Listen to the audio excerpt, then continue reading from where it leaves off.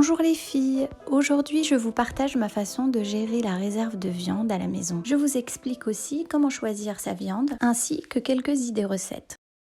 Tout d'abord, nous savons toutes qu'il est préférable quand même de consommer une viande saine et de bonne qualité. Cela n'est possible que par un abattage dans les règles de l'art ainsi qu'un mode de conservation parfait. Concernant l'abattage, on va d'abord choisir une bête en bonne santé que l'on ne va surtout pas stresser. On va aussi respecter certaines règles primordiales.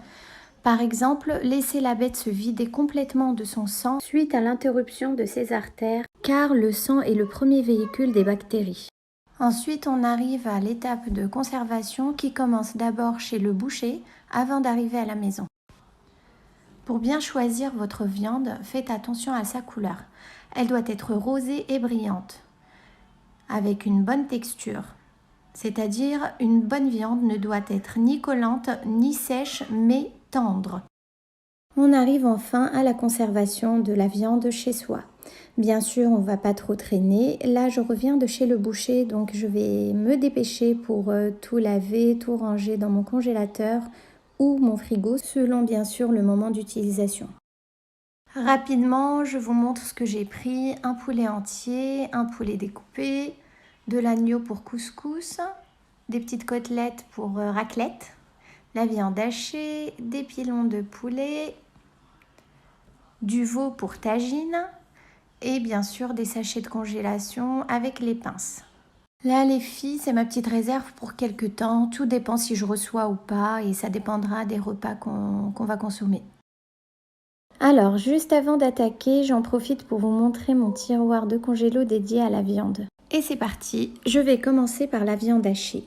Alors, je vais la façonner en boudin de 2 kg que je vais couper en deux, puis en 4 chaque moitié pour avoir des disques de 250 g à peu près avec 2 sachets un peu plus lourds que je range empilés dans mon tiroir et j'adapterai les quantités selon les repas.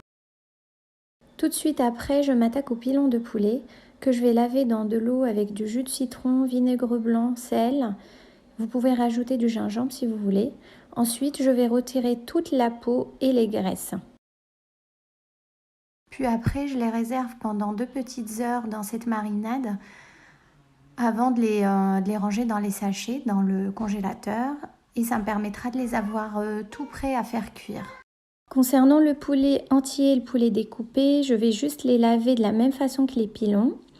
Par contre, je ne retirerai pas la peau car c'est un poulet nourri au maïs. Donc la peau est saine, c'est un poulet sain. Je vais le conserver tel quel. Et en plus, le boucher a pris le temps de le passer au chalumeau, donc il a retiré la majorité des plumes. Je n'ai plus qu'à faire les petites finitions, le laver, l'égoutter et le ranger. À cette étape, je vais mariner mes petites côtelettes, bien sûr préalablement lavées et égouttées, dans un mélange d'épices que j'achète dans les épiceries turques. C'est le mélange pour grillade, avec de l'huile d'olive et du sel selon le goût. Enfin, on arrive à la préparation de la viande du veau pour tagine que je fais cuire préalablement. Comme ça me fait gagner du temps dans la cuisson de mes tagines viande, légumes. Dans la cocotte, vous mettez votre viande. Ça peut aussi être de la viande d'agneau ou du bœuf. Après une cuisson d'environ 25 à 30 minutes, bien sûr, il faut vérifier à l'aide d'un couteau. Je laisse refroidir. Et enfin, j'emballe les morceaux un par un dans du film alimentaire que je range dans des sachets. Vous pouvez aussi servir cette viande avec des légumes vapeur. C'est un plat très diététique vu que la viande s'est déjà débarrassée de toutes ses graisses. Voilà les amis, j'arrive à la fin de ma vidéo. J'espère que mes astuces et mes conseils vous seront utiles. Bisous, à bientôt.